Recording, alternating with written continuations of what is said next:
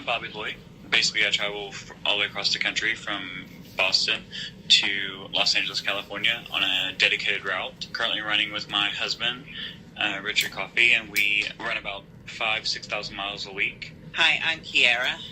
I'm originally from Scotland. I moved here about 18 years ago and got into trucking about 4 years ago. Currently driving roughly 2,000 miles a week from Flat Rock, Michigan to Bowling Green, Kentucky, and back up. I'm Shelley Lichty. I consider myself to be very active in the trucking industry, be an advocate for those that don't have voices. I'm also the founder of LGBT Truckers. Well, thank you all so much for talking to me. I just wonder if you would mind, each of you, just sharing some of your experiences of being a trucker in the US. Do you find, as LGBT truckers, for use of a better term, that you face prejudice from your peers, Bobby? I do find that. You're going to find that it's completely different for each one of us. But personally, for us as a husband team, we get the derogatory comments and ridicule across the radio, the CB radio, daily, and then we kind of get pinpointed out when we're at gas stations, fuel stops, even trying to take a shower. People get upset with that because regular teams, they're able to take showers together, and usually that's a husband and wife.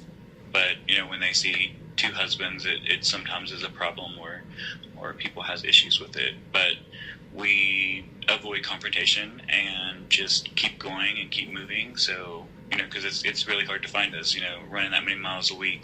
We're just always on the move. Kiera, tell us about your experiences. I'm a transgender woman, so most of my problems, is with staring too. But also there's the bathroom issues. That's still a big hot debate here in America.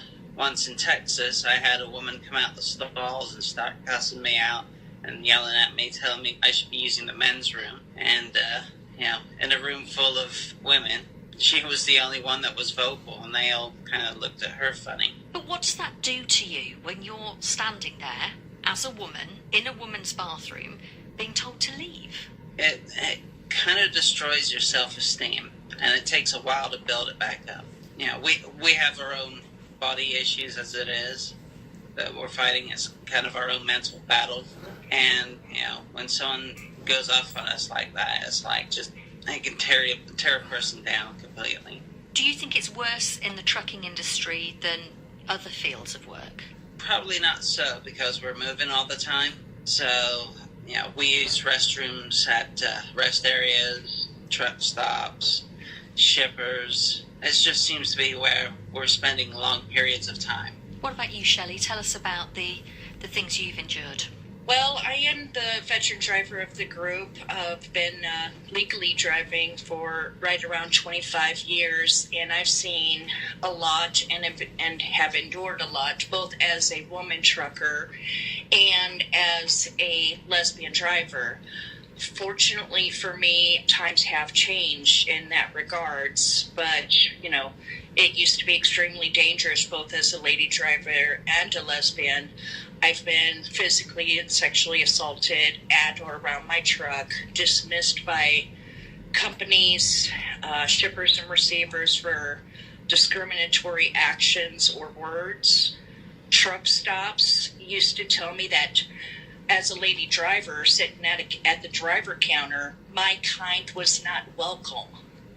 And I'm like, what is my kind? And she was like, people will assume I'm a lot lizard, which is a hooker over here. And that would really annoy me and hurt my feelings. The drivers would make crude remarks that I just hadn't found the right man yet. I'm an over-the-road trucker that does over 3,000 miles a week just as well and as much as the man. Shelley, people listening to this around the world may say, if you've been through that, why on earth did you decide to continue in that role? Well, what doesn't break you makes you stronger. And I've used my past whether it was from my childhood to my current situations, to embolden me to take action rather than to crawl in a corner and suck my thumb. I've always been a fighter and standing up for myself, and then even more so when it's standing up for the bullies of the world, for those that can't stand up for themselves.